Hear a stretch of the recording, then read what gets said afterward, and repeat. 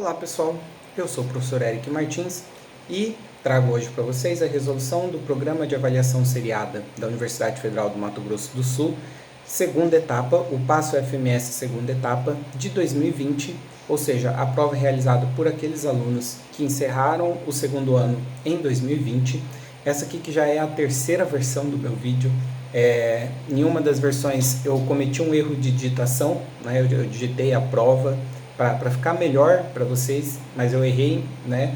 E depois, na segunda versão, eu percebi que eu caí numa pegadinha, uma questão que eu fiz errado da prova, percebi que havia uma pegadinha, uma desatenção que eu cometi, então eu tinha resolvido a questão errada, então estou regravando esse vídeo pela terceira vez para a gente resolver essa prova.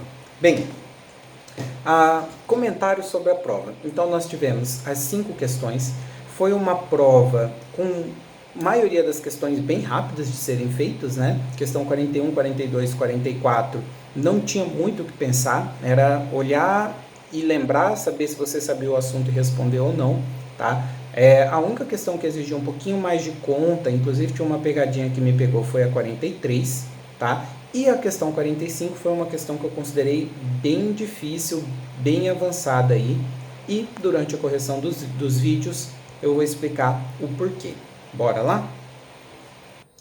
Primeira questão, a questão 41, ela traz um texto muito legal, que é um texto falando sobre as pinturas de Van Gogh, que havia na época, né, de Van Gogh desenvolver um pigmento novo, que dava uma cor amarela bem viva, bem forte, só que com o passar do tempo, essa cor amarela ela foi perdendo aquele brilho luminoso e ficou algo entre o amarelo e o marrom. Então essa é a contextualização. Eu até trouxe aqui para vocês a imagem que abre a reportagem citada no texto de contextualização. Essa imagem não tinha na prova, é mais por curiosidade mesmo, tá? Uma pintura de Van Gogh. E ele comenta que essa mudança de cor, né, a perda desse brilho aqui, ó, é causada pela conversão do cromo 6+, presente nesse pigmento, para cromo 3+. Então, essa transformação química aqui, ó, acabou alterando a cor do pigmento. E ele pergunta para nós, no processo químico responsável pelo escurecimento dos pigmentos, a substância que contém o cromo 6+ atuou como? Galera, então, nessa reação química, o que aconteceu foi que o cromo 6+, ele virou cromo 3+, e bem, esse processo aqui, na qual você diminui o NOx, a gente chama de redução. Então, o cromo, ele sofreu uma redução. E qual que era a pegadinha? Quem vai com muita pressa acaba marcando a alternativa E. Errado. Pessoal, a substância que reduz, ela atua como um agente oxidante, tá? Porque se ela reduziu, ela causou a oxidação em alguém, tá? Então, se aqui estivesse falando sofreu redução, beleza, mas ele quer saber atua como? Atua como um oxidante. Então, a resposta é a alternativa D. Lembre-se disso. Agente oxidante e agente redutor são invertidos, né? Agente oxidante é quem reduz, que é o caso do cromo, e agente redutor é quem oxida, tá? E aqui nessa questão a gente não sabe quem oxidou. Mas é isso. Fechou a questão. Questão 42, uma questão rápida aí de responder. Ele fala basicamente sobre termoquímica, né? Uma definição bem genérica aí. E por fim ele pergunta sobre reação de combustão. A gente pode denominar ou pode chamar as reações de combustão como? E bem, eu consideraria como aceitável você ficar em dúvida somente entre as opções C e E. Por quê? Porque os outros termos que aparecem aqui não são termos comuns da química do ensino médio. Tá? Então, na química do ensino médio, a gente não vê essas palavras que estão aqui. A gente só vê endotérmico e exotérmico. E qual que é a diferença desses termos? Endotérmico absorve energia, exotérmico libera energia. Combustão, reação de queima. Tá? A queima é um processo que você observa a liberação de energia, na forma de calor principalmente, mas também de luz. Bem, então se está liberando energia, são reações exotérmicas, resposta alternativa E. Não tinha nem muito o que pensar. Respondeu, matou a questão. Questão 43. Pessoal, a questão 43, ela comenta sobre a obrigatoriedade de você colocar flúor, né, fazer a fluoretação da água nas estações de tratamento, porque observa-se, né, que se há fluoreto na água distribuída para a população, diminui-se a incidência de cáries. Aí ele dá alguns compostos, né, que permite a gente fazer esse processo, e ele fala que a concentração ideal de fluoreto na água é de 0,7 ppm, 0,7 partes por milhões, medida em massa por volume. Já vou explicar melhor isso aqui para vocês. E aí ele quer saber para nós a massa aproximada de fluoreto de sódio. Fluoreto de sódio, que dessas substâncias que ele trouxe aqui, é a primeira aqui, ó, o NaF, tá? Necessária para fazer a fluoretação de 1000 litros de água. Bem, o que nós vamos pensar aqui? O que é ppm? Pessoal, ppm é algo que parece porcentagem, tá? Porcentagem a gente pega o total e fala que é 100%. Em ppm a gente pega o total e fala que é 1 milhão. Então essa é basicamente a diferença entre porcentagem e ppm. Então aqui eu vou fazer uma regra de 3, comparando massa com volume, né? Conforme está escrito ali no próprio enunciado. 0,7 ppm parte por milhão significa então que a massa presente de fluoreto, né, é de 0,7. Ele não me deu a unidade de medida, já vou discutir isso com vocês, tá? A cada 1 milhão do volume, 1 milhão que é o total. Lembrando, 1 milhão é esse número aqui, né, que eu estou escrevendo. Só que para fazer conta, ao invés de eu trabalhar com esse monte de zero, eu vou prestar atenção que isso aqui são 6 zeros, né? Então isso aqui é a mesma coisa que 1 vezes 10 a sexta volume, não sei a unidade, já conversamos sobre isso. Ele quer saber qual seria a massa de fluoreto, presente em 1000 litros de água. 1000 litros, já que estamos trabalhando com potência de 10, é 1 vezes 10 a terceira, tá? Aqui eu tenho a unidade de medida. Bem, eu optei por colocar litros aqui, né? Então, o volume eu vou optar por litros em cima. Beleza? Aqui vai ser uma opção. Mas se eu optei por litros no volume, qual que eu vou usar em massa, né? São grandezas diferentes. Bem, são grandezas diferentes, mas eu vou optar por aquelas que vão dar números de ordem de grandeza parecidas, né? Então, vamos pensar na água, já que esse flúor está sendo colocado em água. 1 litro de água vai ter 1 quilograma, tá? Eu não sei se é a situação da água, né, desse exercício. Entretanto, a gente sabe que a grandeza quilograma, ela é próximo da grandeza litro, em termos de números que vão ser usados. Então, eu vou optar aqui, ó, por colocar a minha massa em quilograma, tá? Enquanto a grandeza ml, quando a gente fala ml, a gente está falando de uma quantidade pequena. Uma quantidade pequena, normalmente a gente vai estar falando de gramas, tá? Então, eu acho que o ideal era o exercício ter dado a unidade de medida. Ele não deu.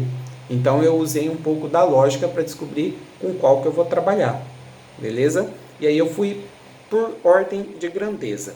E aí, nós poderíamos, então, resolver essa conta.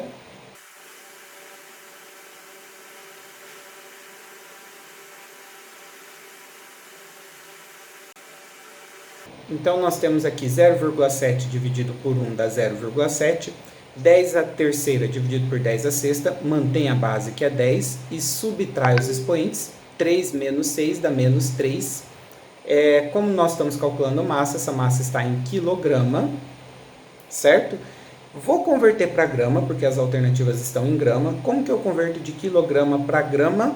Multiplica por 1000. Aliás, 1000 que é 10 a terceira. E aí, se eu multiplicar isso aqui por 1000, né, 10 a menos 3 vezes 10 a terceira, soma, menos 3 com 3 dá 0, fica 10 elevado a 0, que é 1. 0,7 vezes 1 dá 0,7. E aí a gente chega, então, na massa de fluoreto presente na água de 0,7 gramas.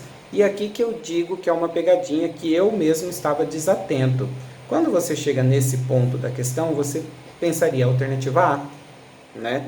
Só que isso que nós calculamos é o fluoreto, lembrando, o fluoreto é F-. E a pergunta, ele quer saber do fluoreto de sódio, NaF. Pois é, me pegou. Bem, e agora? agora que eu sei o fluoreto, como que eu descubro o fluoreto de sódio? Vou pegar um slide em branco aqui, vou calcular a massa do fluoreto de sódio, que nada mais é do que um sódio mais um flúor, e nós temos a massa molar, né? O sódio é 23 e o flúor é 19. Logo, o fluoreto de sódio, então, ele pesa 42 gramas por mol. Bem, só que olha só, desses 42 gramas que ele pesa, 23 é sódio e 19 é flúor. Então aqui eu vou optar por fazer uma regra de 3, comparando a massa do fluoreto de sódio com a massa do flúor. Já que o fluoreto é somente um átomo de flúor, né? A gente faz essa comparação. Essa comparação diz para mim, ó, a cada 42 gramas de fluoreto de sódio, eu teria 19 gramas de flúor, certo? No exercício anterior, nós tínhamos 0,7 de fluoreto, que é só o flúor. É o flúor que ganhou um elétron. O elétron não interfere, né? Então, se nós tivéssemos 0,7 gramas de flúor, quanto isso daria de fluoreto? E aí, a gente resolve essa regra de 3 para finalmente, então, chegarmos na nossa resposta.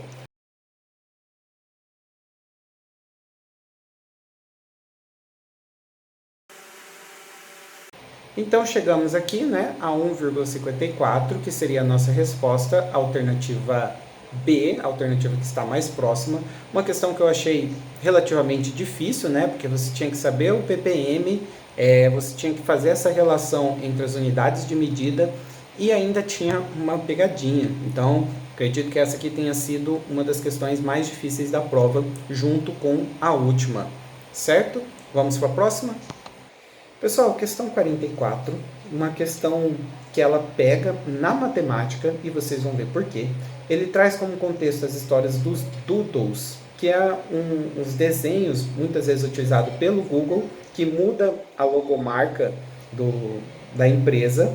Ele fala sobre um doodle que foi utilizado aí para homenagear o bioquímico dinamarquês Sorensen, que foi o cara que desenvolveu a escala de pH. E aí eu trouxe aqui para vocês a imagem desse doodle, colorida. Na prova estava em preto e branco, tá? E bem, ele pergunta, com base nessa escala, podemos definir que soluções aquosas com 1 a 25 graus Celsius. Ele dá algumas fórmulas para a gente, ele quer saber qual dessas fórmulas que está correta. Pessoal, o que acontece aqui? A fórmula que normalmente é passada no ensino médio é que pH é menos o logaritmo da concentração de H+. Por conta disso, olhando aqui as alternativas, a que mais chega próxima é a C, só que está faltando sinal de negativo, então está errado a alternativa C. Na alternativa D, nós temos o ln, que é um tipo de logaritmo diferente que a gente estuda no ensino superior, só que ln é diferente de log. Na alternativa E, nós temos aqui pH mais pOH dando 7, o que está errado, o correto era ser 14. Então, parece que essa questão não tem resposta, só que a gente vai ter que olhar uma coisa aqui na alternativa B. Pessoal, na alternativa B ele diz log de 1 sobre a concentração de H+. Como essa concentração ela está embaixo de uma fração, eu também poderia escrever essa alternativa B como log de H+ elevado a menos 1. É uma propriedade, né? Quando você tem um número que está na parte de baixo da fração, esse número está elevado a menos 1. E aí nós também poderíamos lembrar de outra propriedade de matemática, né? Que quando nós temos um expoente aqui no logaritmando, eu posso passar ele multiplicando. E aí o que iria acontecer? Nós teríamos então pH como menos 1 log de H+, ou menos log de H+. Conclusão, essa alternativa B, ela está correta. Fechamos uma questão mais de matemática, né, de lembrar propriedades de logaritmo aí, questão 44. Questão 45. Questão 45 é uma questão que eu considero bastante difícil e eu vou comentar por quê, tá? O contexto dessa questão, ele fala a respeito do fósforo branco.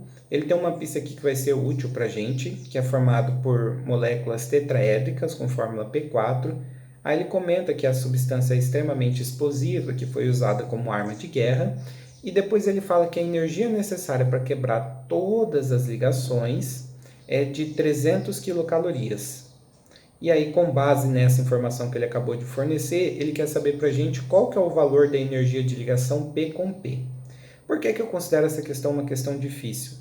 Porque, pessoal, você teria que desenhar a estrutura, ver como são feitas as ligações no P4, no fósforo branco. O que eu não considero algo fácil, ainda mais para alunos do ensino médio. Não é comum você decorar a estrutura dessa molécula aqui, até porque ela é uma estrutura meio exótica, não é tão comum de aparecer no que a gente costuma estudar no ensino médio. Bem, a pista que nós temos é que são moléculas tetraédricas. O tetraedro, ele parece uma pirâmide com 4 pontas, por assim dizer. Então, para desenhar um tetraedro aqui, ó, vocês imaginam, então, um triângulo na base, e aí cada ponta desse triângulo eu vou ligar num ponto em comum lá em cima na minha estrutura, tá? E aí aqui, ó, eu formaria, então, o meu tetraedro. No caso do fósforo, do P4, você tem um fósforo em cada ponta desse tetraedro, tá? E outra curiosidade, o fósforo é um elemento da família 15, ele tem 5 elétrons na última camada e ele vai fazer 3 ligações. Se você observar de fato aqui, ó, cada fósforo está fazendo 3 ligações. E quantas ligações P com P foram feitas nesse caso? 1, 2, 3, 4, 5, 6. Tá? Nós tivemos 6 ligações P com P. Bem, 6 ligações P com P, para eu romper todas elas, eu gastei 300 quilocalorias, certo? Então, se eu gastei 300 quilocalorias para romper 6 ligações, se eu dividir aqui, eu vou saber qual foi o valor necessário para romper cada uma. 300 dividido por 6 vai me dar 50 quilocalorias. Com isso, então, nós fechamos a resposta E e fechamos a correção da nossa prova. Se vocês gostaram, inscreva-se no meu canal e até a próxima, pessoal!